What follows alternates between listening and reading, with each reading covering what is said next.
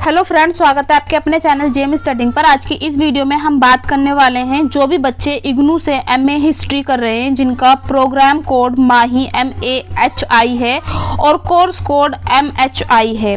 इसमें टोटल आपको 6 असाइनमेंट्स करने के लिए मिलते हैं, जिसमें से मैंने 101 का वीडियो बना दिए विद आंसर के साथ। 102 का हो गया है आपका, 104 हो गया है, 105 हो गया है, 106 हो गया है एंड नाउ लास्ट असाइनमेंट से आपका 107, जिसकी आज मैं वीडियो बना रही हूँ। ठीक है, तो इसमें जब आप असाइनमेंट सबमिट करते हो तो आपको एक क्वेश्चन पेपर लगाना होता है, अपनी ID लगानी होती है, ठीक है, और आपका इंट्रो पेज लगाना होता है। तो टोटल आपके क्वेश्चंस कितने होते हैं? 10 क्वेश्चन होते हैं, जिसमें से आपको 5 क्वेश्चन करने पड़ते हैं। यदि आप भाग क में से 2 क्वेश्चन कर रहे हैं तो आपको भाग ख में से कितने करने होंगे? 3।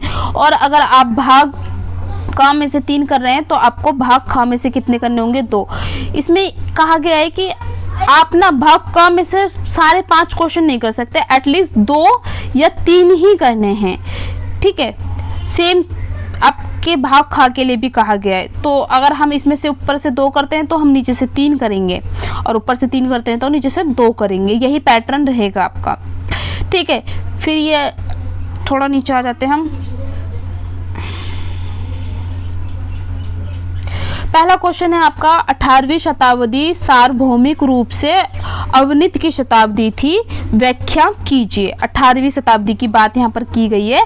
तो 18वीं सदी सार्वभौमिक रूप से अन्वित, अन्वित का मतलब होता है अनवती का पतन। ठीक है, तो पहले आप क्या लिखेंगे? एक प्रस्तावना लिखेंगे, इसको आप भूमिका भी कह सकते हैं। ठीक है, या फिर आप लिखेंगे भूमिका। फिर हम नीचे आ जाते हैं तो इसके देख लीजिए, ऐसे आपको बिल्कुल लिखना है। थोड़े से आप अक्षरों को ब्लैक से लिखेंगे, हेडिंग्स को जो कुछ अलग है, जैसे नादिर शाह और 1700 के दशक के मध्य में अहमद शाह अब्दाली। ठीक है, क्या आक्रमणों ने साम्राज्य और कमज़ोर कर दिया था, साम्राज्य को और ज़्यादा कमज़ोर कर दिया था। फिर आप ओटोमन साम्राज्य का कैसे पतन हुआ, ये सब लिखेंगे। ठीक है, गिरावट आई, आर्थिक कठिनाइयाँ आई थी, इस टाइम पे सामाजिक अशांति फैलने लगी थी। फ्रांसीसी क्रांति हुई, इसी दौर में हमारी फ्रांसीसी क्रांति हुई थी, सभी जानते हैं। तो उससे बहुत ज़्यादा उथल पुथल स्टार्ट हो गया ना, साम्राज्यवादी प्रतिद्वंदता और औपनिवेशिक विस्तार होने लगा, है ना। फिर इसी में आपका ब्रिटिश विस्तार आ जाएगा, फ्रांसीसी और स्पेनिश साम्राज्य, सांस्कृतिक और बौद्धिक विकास आ जाएगा। इसमें आपका निष्कर्ष, एक निष्कर्ष लिख देंगे आप लास्ट में। ठीक है, ये आपका फर्स्ट क्वेश्चन डन। फिर नाउ सेकंड क्वेश्चन क्या आएगा आपका? सेकंड क्वेश्चन है आपका, 19वीं शताब्दी के उत्तरार्ध में भारतीय व्यापारिक अर्थव्यवस्था में भारतीय व्यापारियों की क्या भूमिका थी? तो ये पहले आप एक प्रस्तावना लिखेंगे यहाँ पर। ठीक है, क्योंकि एक इंट्रो ना ज़रूरी होता है ताकि हम उसकी पृष्ठभूमि को समझ सके। ठीक है, फिर यहाँ पर आप देखिए कैसे लिखेंगे। स्वदेशी व्यापार समुदाय का उदय हुआ, ये सारा आप एज इट इज़ लिख सकते हैं। वित्तीय और बैंकिंग गतिविधियाँ स्टार्ट हो गई। ठीक है, फिर आप लिखोगे औद्योगिक और वाणिज्य योगदान हुआ। ठीक है, फिर औपनिवेशिक आर्थिक नीतियों पर प्रतिक्रियाएं स्टार्ट हो गई। फिर आपका आ जाएगा यहाँ पर सामाजिक और राजनीतिक प्रभाव, फिर आपका निष्कर्ष। ठीक है, थर्ड क्वेश्चन क्या है आपका? थर्ड क्वेश्चन है, जनजातीय अर्थव्यवस्था पर औपनिवेशिक हस्तक्षेप के प्रभाव का विश्लेषण करें। सेम वही प्रस्तावना लिखेंगे, हेडिंग्स में लिखेंगे ताकि आपको नंबर अच्छे मिले। फिर अगला देख लेते हैं हम।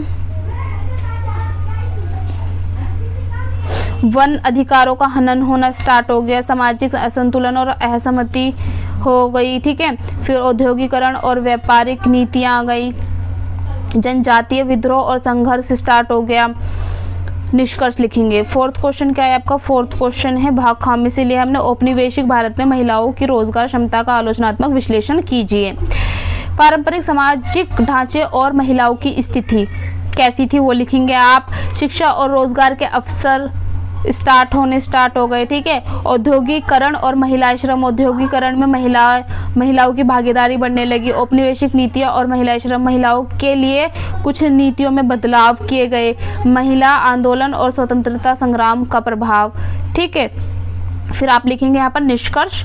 और नाउ लास्ट क्वेश्चन आपका है प्रथम